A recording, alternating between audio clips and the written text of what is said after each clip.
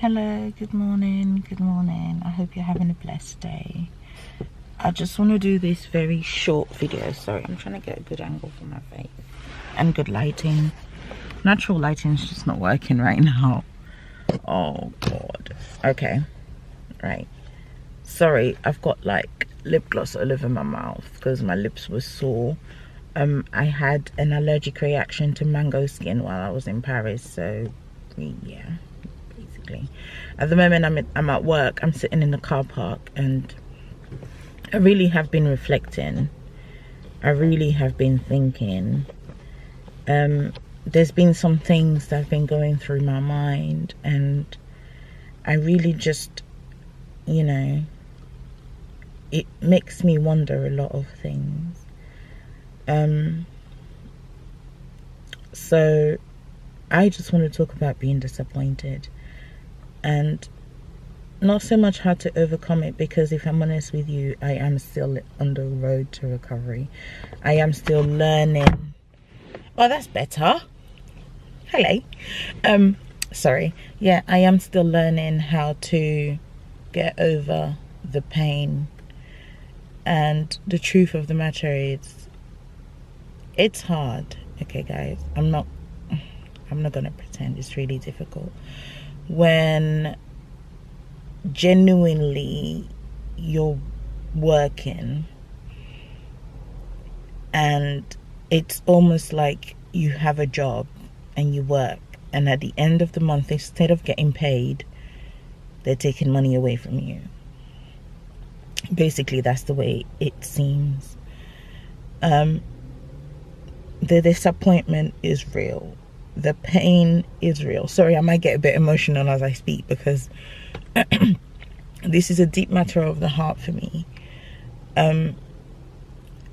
So yeah, disappointment is real. The pain of disappointment is real. The agony of disappointment is real. And disappointments only come when you have a certain expectation and that expectation is not met. And now, I want to be honest with you guys. I'm not expecting to be given the world, but what I do expect is to be treated with God's standards, you know. There are things that you go through in life that you can't avoid, which is understandable. You know, life happens, there are storms and stuff, but there are also things that you go through in life that really you can avoid. There are things that you go through in life that are caused by other people.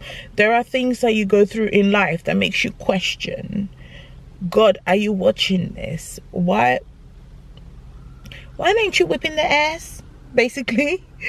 You know. I shouldn't say that, but that is the truth. Like, God, why are you letting them get away with this? And I'm being reminded constantly that God is a God of love. God is merciful. God is peace. God is joy. And a lot of the times we don't know what the calling to be a child of God is. We don't understand ourselves. We don't understand why we do what we do. We don't understand why we are the way we are. To be honest, if my husband was ever to see this, he would say, oh, you're so emotional, you're so sensitive, every time you're crying and da da da. But there's one thing I've learned in life, is that no one knows the pain that you go through unless they've been through it themselves. I grew up not having much support, and the same applies to my family now. Like, I don't have much support in terms of you know, what people can run to and say family. I don't have that. But one thing I do have is Jesus, and for me that is more than enough. I have lived my life without having anyone there, and I'm not afraid of that. You know, I'm like, the devil can't use that and say, well, you ain't got nobody, so there you go. Because guess what? If God's with me, I don't care about nothing else. It's great that I have friends. It's great that I have people that I can talk to, both on different levels. You know, I have people that I chill with. I have people that I'm being real with. And you know what, guys? Prophet Nana said one thing, right? He said, God can deliver you, but you're going to have to work at keeping your deliverance. And that is the truth, people. That is, it could not be any truer than it is. I know for sure there's a lot of things God delivered me from, and I chose to stay in the mode of deliverance. I chose to stay delivered.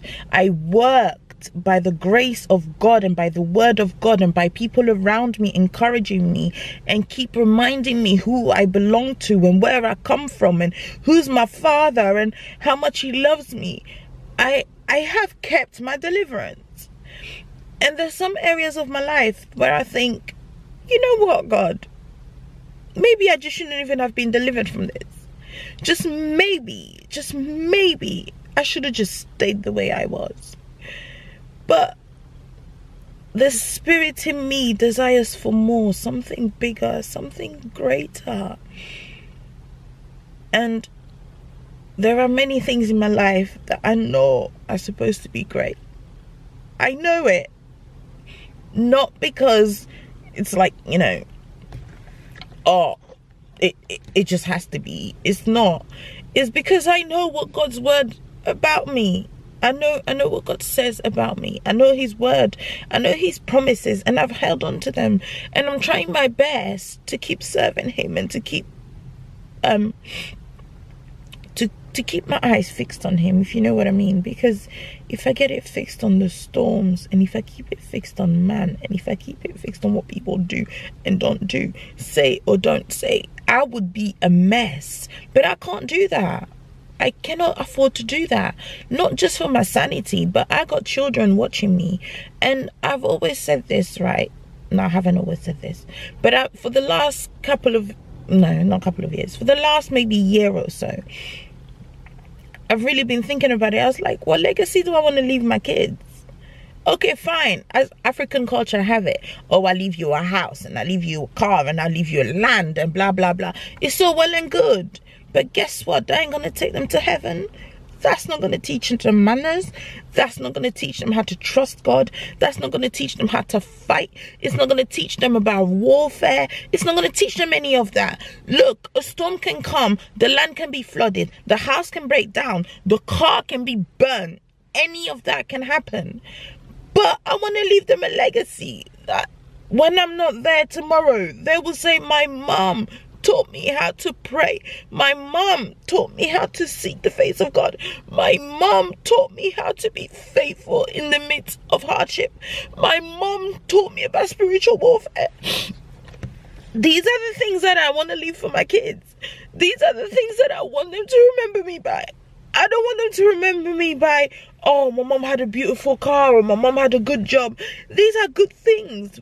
Fine. These are the blessings of God. Great. But ultimately, I want them to store up their treasures in heaven. Because guess what? We're all going to be answerable to the one who created us. We're all going to answer to him and tell him why we did what we did. And he knows the meditations of our hearts. People forget that when they hurt you, yes, you may have asked for forgiveness from God, but did you really ask for forgiveness from the bottom of your heart to the person who you hurt? Because they forget that, like, yeah, you're not my God and you can't dictate for me and blah, blah, blah. That's true.